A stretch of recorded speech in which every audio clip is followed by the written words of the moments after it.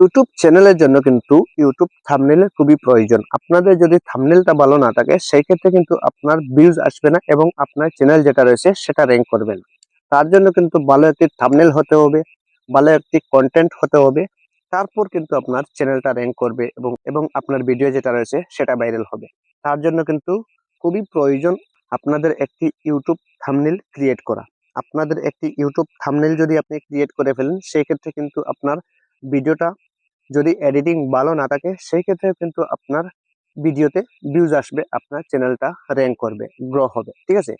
কিন্তু সবচাইতে গুরুত্বপূর্ণ বিষয় রয়েছে আপনাদের ইউটিউব থাম্বনেল ক্রিয়েট করা। বেসিক্স থেকে ধরে অ্যাডভান্স লেভেল পর্যন্ত আপনাদের এই চ্যানেলে ভিডিও পেয়ে যাবেন। তাই অনুরোধ করব, ভিডিওটা স্কিপ করবেন না, পুরা দেখবেন। একটার পর একটা ভিডিও অবশ্যই আপলোড দিয়ে রাখা হবে যে আপনার অনেক কাজে আসবে। তো চলুন কথা না বলে আমরা মূল ভিডিওয়ে চলে আসি। এবার একটি প্রফেশনাল থাম্বনেল বানানোর জন্য আপনাদের প্রয়োজন হবে প্রথমত পিক্সেল ল্যাব, ঠিক আছে। তো প্লে স্টোর থেকে আপনারা ইনস্টল করে নেবেন। ইনস্টল করে নেওয়ার পর এখান থেকে আমি ওপেনের উপর টাচ করে দিচ্ছি। ওপেনের উপর টাচ করে দেওয়ার পর প্রথমত হচ্ছে আপনাদের থাম্বনেলের সাইজটা সিলেক্ট করে নেওয়া। থাম্বনেলের সাইজ সিলেক্ট করার জন্য আপনি কি করবেন, প্রথমত এই যে থ্রি ডট রয়েছে, থ্রি ডটে ট্যাপ করবেন। তারপর এখান থেকে ইমেজ সাইজ এটার উপর টাচ করে এখান থেকে কাস্টমের উপর টাচ করবেন। তারপর এখান থেকে আপনি দেখতে পারবেন ইউটিউব থাম্বনেল, এটার উপর টাচ করে এখান থেকে ওকে করে দেবেন।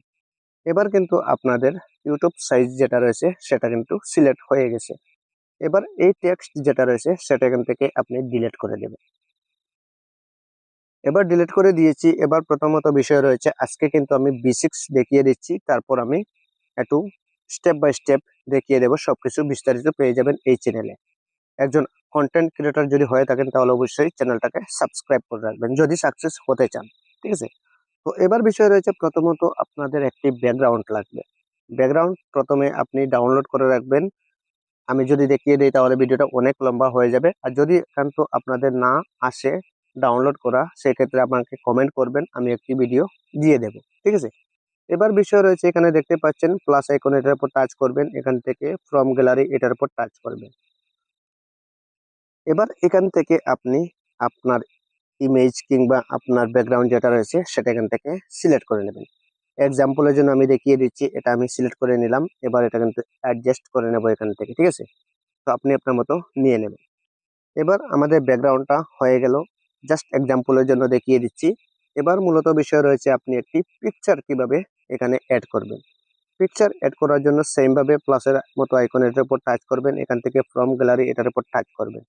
প্রথম থেকে আপনি একটি ইমেজ, আপনার রিঅ্যাকশন ইমেজ যেটা রয়েছে সেটা এখান থেকে তৈরি করে নেবেন।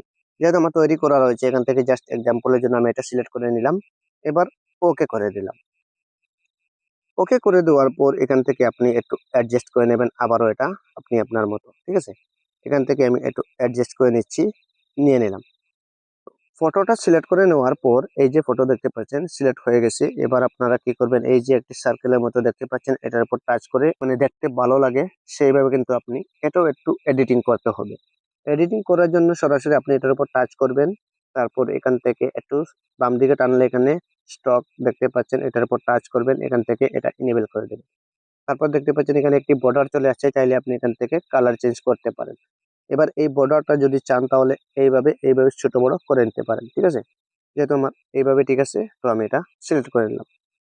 এবার বিষয় রয়েছে, এখান থেকে শ্যাডো দেওয়ার জন্য আপনি আবার বাম দিকে টানবেন। বাম দিকে টানলে এখানে পেয়ে যাবেন এই যে দেখতে পাচ্ছেন শ্যাডো, আপনি এটার উপর টাচ করে এটা ইনেবল করে দেবেন। এবার এখান থেকে আপনি কালার অনুযায়ী আপনি সিলেক্ট করবেন। তারপর এখান থেকে এটা আপনি পুরা করে দেবেন। পুরা করে দেওয়ার পর এখান থেকে নিচেরটা আপনি আপনার মতো এইভাবে অ্যাডজাস্ট করে নিতে পারেন, ঠিক আছে। তো আপনি আপনার মতো নিয়ে নেবেন।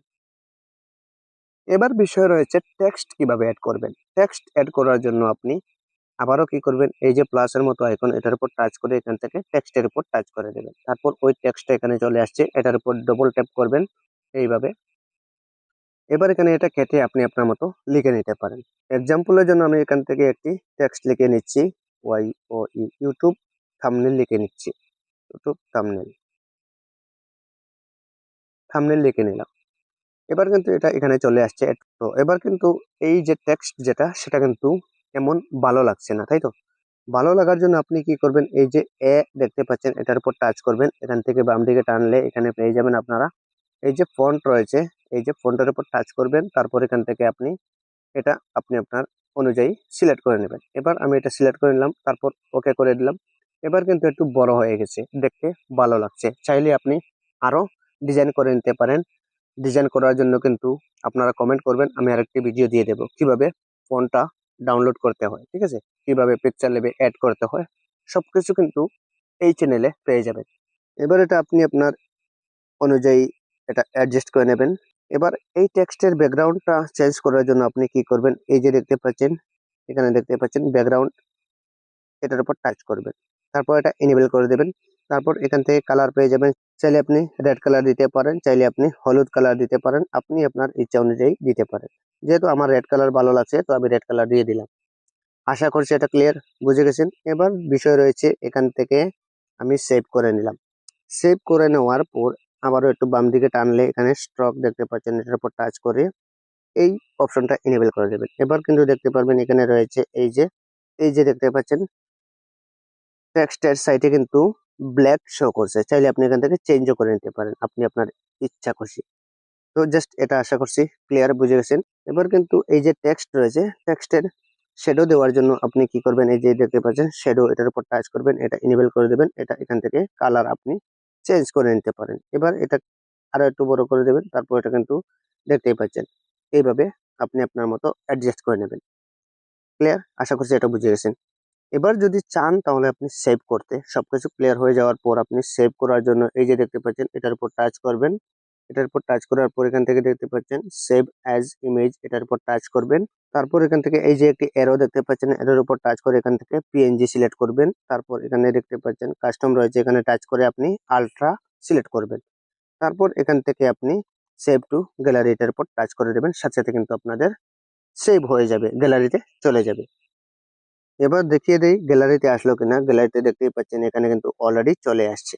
তো ওইভাবে কিন্তু আমি জাস্ট থাম্বনেলটা তৈরি করছি না, জাস্ট এক্সাম্পল দেখিয়ে দিচ্ছি কিভাবে একটি ইউটিউব থাম্বনেল ক্রিয়েট করতে হয়, ঠিক আছে।